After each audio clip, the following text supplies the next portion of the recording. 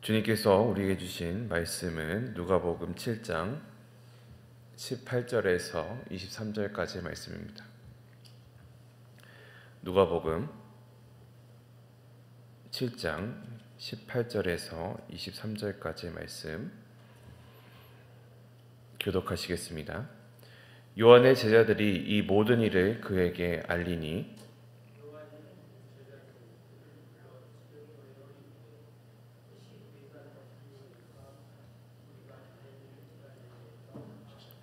그들이 예수께 나아와 이르되 세례 요한이 우리를 보내어 당신께 여쭈어 보라고 하기를 오실 그이가 당신이오니이까 우리가 다른 일을 기다리오리이까 하더이다 하니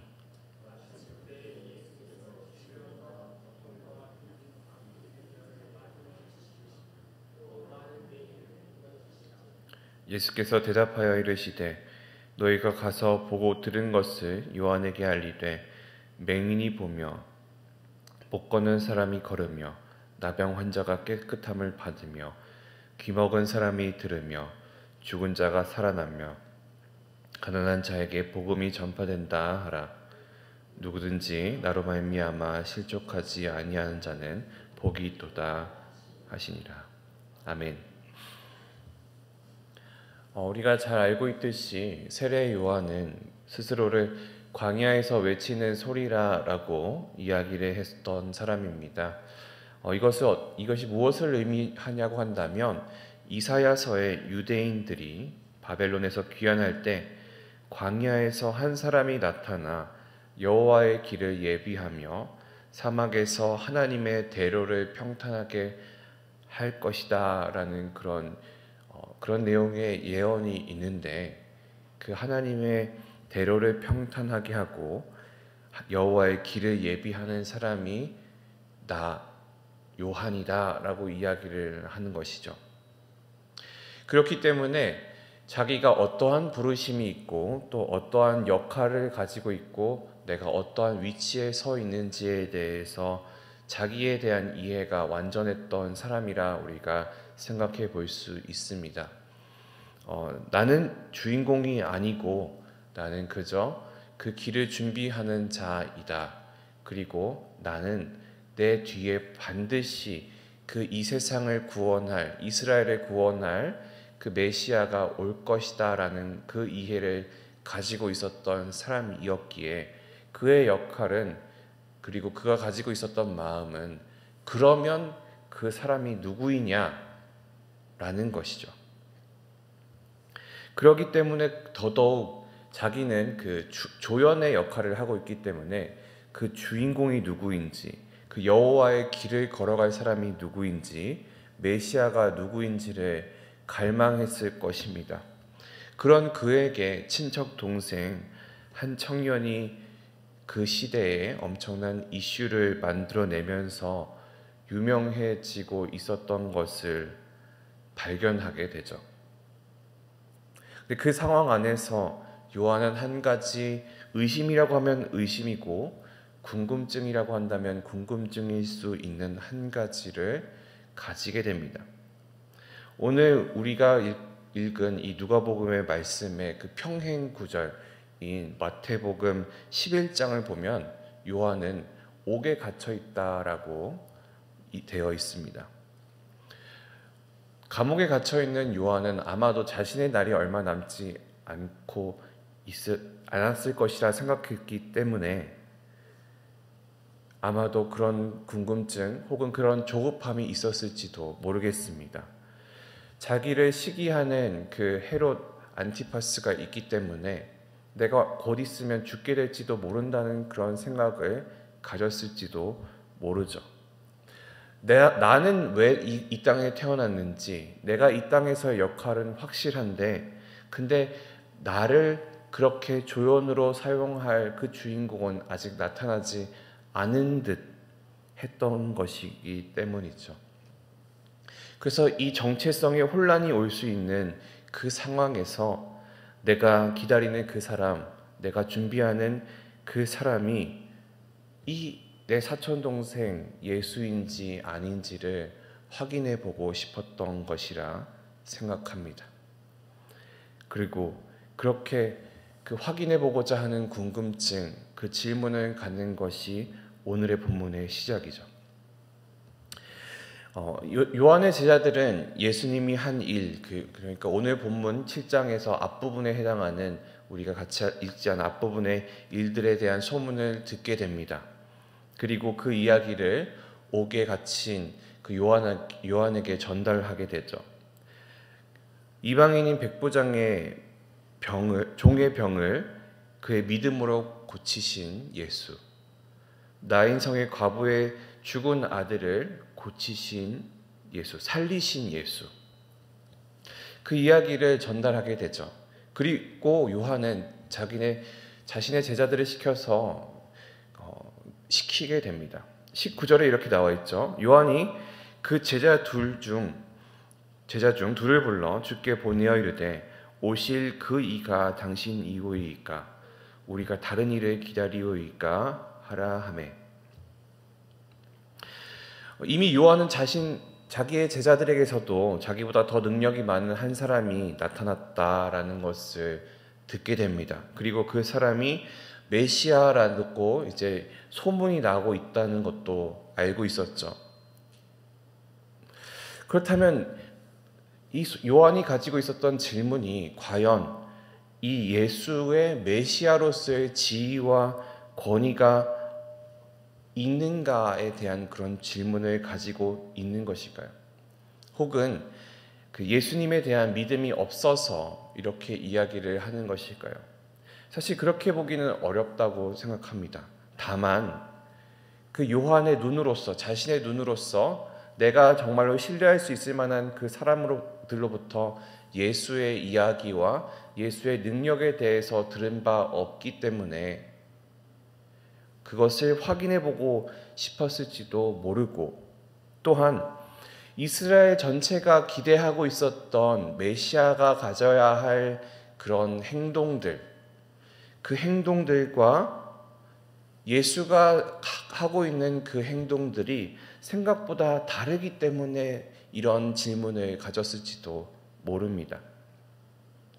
이스라엘이 가지고 있었던 메시아는 어떠한 사람이었냐면 지금 현재 그 사람들이 가지고 있던 로마의 압제에서 그들을 구원해낼 사람, 그 사람으로서의 메시아를 구했는데 지금 현재 예수님이 그 땅에서 하고 있는 행적들은 어떠한 것이죠?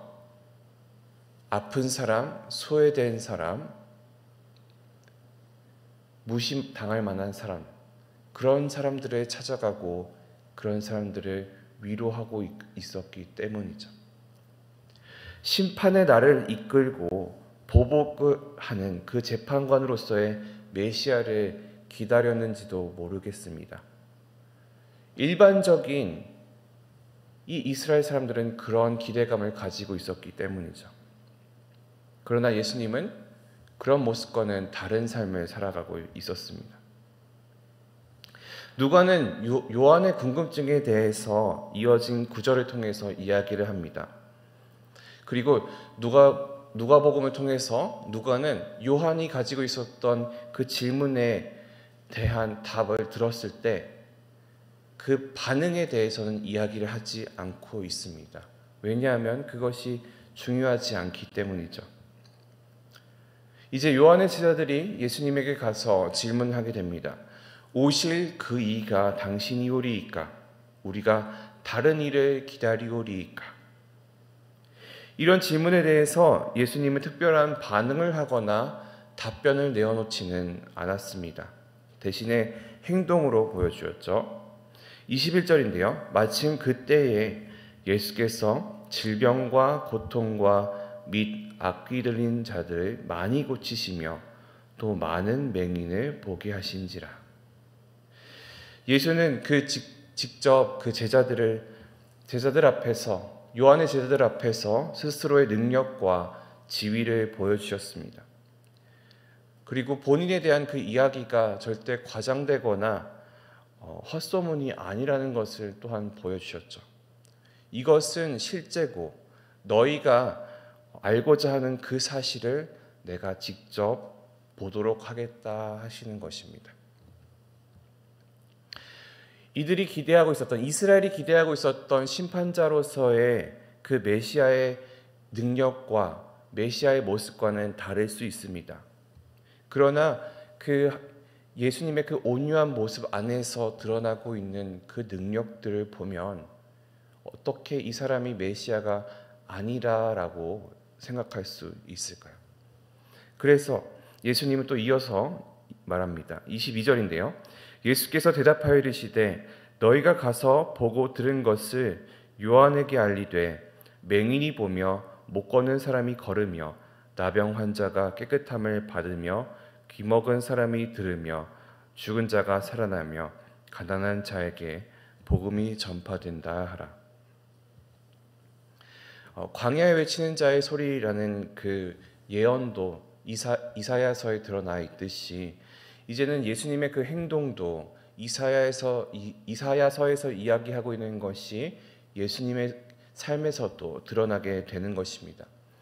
이사야서 29장과 35장에 보면 맹인이 보며 못 걷는 사람이 걸으며 나병 환자가 깨끗하게 된다는 그 예언이 나타나게 되죠. 예수는 그것을 광야에 외치는 자의 소리에 제자들 앞에서 이사야의 예언의 성취를 보여주게 되는 것입니다. 그리고 그것을 넘어서 죽은 자들을 살리는 것 또한 보여주시죠.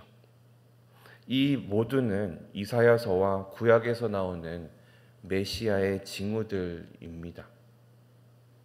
결국 예수님께서는 요한에게 이렇게 이야기하는 것이죠. 성경에서 앞으로 일어날 것이라 라고 했던 그 예언들이 메시아를 통해서 이루어질 거라는 그 예언들이 성취되고 있다. 그리고 그 메시아가 너희가 기다리고 있던 그 사람이 나다라는 것을 행동으로 보여주시는 것이죠. 그리고 그 표징들의 정점을 알려줍니다. 하나씩 한 단계씩 예수님이 말씀은 하셨죠. 맹인이 보며 못 걷는 사람이 걸으며 나병 환자가 깨끗해지고 그리고 죽은 자를 살리는 것. 근데 그 죽은 자를 살리는 것으로 끝나는 것이 아니라 그거보다 더한 한 가지가 있는 것을 예수님은 말씀하십니다. 그것은 무엇입니까? 그 예수님의 행적의 가장 정점에 서 있는 것. 가난한 자에게 복음이 선포된다라는 것입니다. 앞선 다른 기적들, 맹인이 보게 되고 귀가 들리지 않는 자가 들리게 되고 아픈 자가 살아나고 그런 것들보다 더 큰 기적, 더 큰 하나님의 일하심, 더 큰 메시아의 행동이 가난한 자에게 복음이 선포되는 것입니다. 그리고 그것이 한 사람의 인생을 넘어서 온 세계를 변하게 된다라는 것도 우리 또한 알고 있습니다. 그래서 예수님께서는 이렇게 자신의 말을 마무리합니다. 누구든지 나로 말미암아 실족하지 아니하는 자는 복이 있도다. 이 문장이 담겨져 있는 의미는 무엇일까요? 조금 더 쉽게 이야기하면 이렇게 되겠죠. 나로 말미암아 나 때문에 실망하지 않는 사람은 복이 있다. 당대의 사람들에게는 메시아가 가져야 할 그런 행동들이 있다고 말씀드렸습니다. 그렇기 때문에 예수가 메시아라면 예수에게 메시아로서의 기대치가 있었던 것이죠. 이렇게 해줄 거라는 기대, 저렇게 해줄 거라는 기대. 메시아가 가져야 할 행동들은 바리새인들과 서기관들도 마찬가지로 기대하고 있는 부분들이 있었습니다.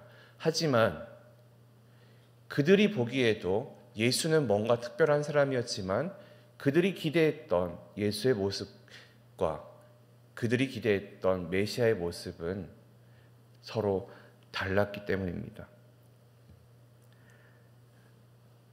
예수님께서 이야기하고 있는 너희가 나로 말미암아 실망하지 않으면 복이 있다라고 이야기하는 그 말은 결국엔 그들이 기대하고 있던 메시아의 모습과 예수님이 보여주고 계시고 보여주실 행동은 다를 것이다라는 것을 예고하는 것입니다. 결국 그렇기 때문에 나로 인해 실망할 사람이 반드시 있을 것이다 라는 것도 또한 이 말 속에 담겨 있는 것이죠. 우리는 예수 그리스도를 향해서 어떠한 기대를 가지고 있을까요? 예수님께서는 맹인이 보며 못 걷는 사람이 걸으며 나병 환자가 깨끗함을 받으며 기먹은 사람이 들으며 죽은 자가 살아나는 것보다 가난한 자에게 복음이 선포되는 것이 더 중요하다라고 여기셨던 분입니다. 하지만 우리는 그것보다는 예수님이 행했던 그 행적들에 먼저 기대감을 가지고 있는 것은 아닌가, 우리의 삶을 한번 돌아보았으면 좋겠습니다. 우리가 믿는 예수님의 그 기적을 먼저 우리가 기다리고 있는 것인지, 혹은 예수님이 이야기하셨던 것처럼 그보다 더 큰 것, 가난한 자에게 복음이 선포되는 것, 그것을 우리가 더 기대하고 있는 것은 아닌지, 우리가 무엇을 더 기대하고 있는지를 재어보아야 할 것입니다. 메시아를 통해서 압제가 없어지고 전쟁을 일으켜서 로마와 싸워서 이기길 바랬던 이스라엘 사람들의 메시아는 예수님을 통해서 보여지지 않았습니다. 예수님께서는 약한 자와 소외된 자를 그들과 함께하여 주시고 온유한 모습을 보여주셨던 분이셨죠. 지금의 우리의 삶에서 우리는 예수 그리스도를 통해서 무언가 유형의 복을 받고 그리고 눈에 보이는 기적을 기다리고 있는 것은 아닌지 생각해 보기를 바랍니다. 우리가 기다리는 그분이 어떠한 분입니까? 요한이 기다렸던 그 메시아는 어떠한 사람이었을까요? 우리가 기대하는 예수 그리스도가 기적을 베푸시고 병을 낫게 하고 죽은 자를 살리는 그런 분이 아니라 가난한 자에게 복음을 선포하시는, 그 회복을 시키시는 여호와 하나님의 그 아들을 믿는 우리의 삶이 되기를 소망합니다. 그러함을 통하여서 우리가 신앙생활을 할 때 우리가 원하는 대로 예수 그리스도가 일하여 주지 않는다고 하여서 우리의 믿음이 없어지고 우리가 예수님 때문에 실망하는 일이 없어지기를 소망합니다. 그것이 예수 그리스도가 그 요한의 제자들에게 보면 말씀하셨던 너희가 본 것을 그에게 알리라 라고 하는 것과 같은 모습이 아닐까 생각해 봅니다. 우리가 똑바로 보는 그 믿음을 갖는 우리 모든 성도들 되기를 소망합니다. 기도하겠습니다. 살아계신 아버지 하나님, 감사합니다.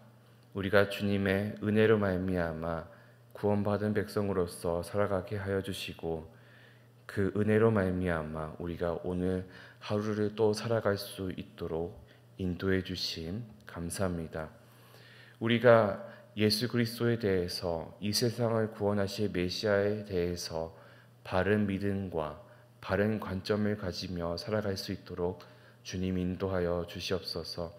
주님이 무엇을 중하게 여기셨는지를 우리가 기억하게 하여 주시고 그것이 우리가 예수님에게 기대할 만한 것임을 우리가 깨닫고 소외된 자들과 함께 하셨던 예수 그리스도, 아픈 자들과 함께 하셨던 예수 그리스도, 그리고 궁극적으로 가난한 자들에게 복음이 선포되게 하셨던 그 예수 그리스도를 우리가 믿으며 신뢰하며 기대감을 가지고 살아갈 수 있도록 주님 인도하여 주시옵소서.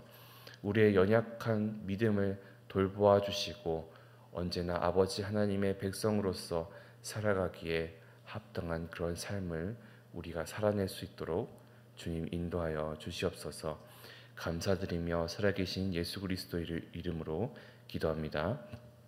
아멘.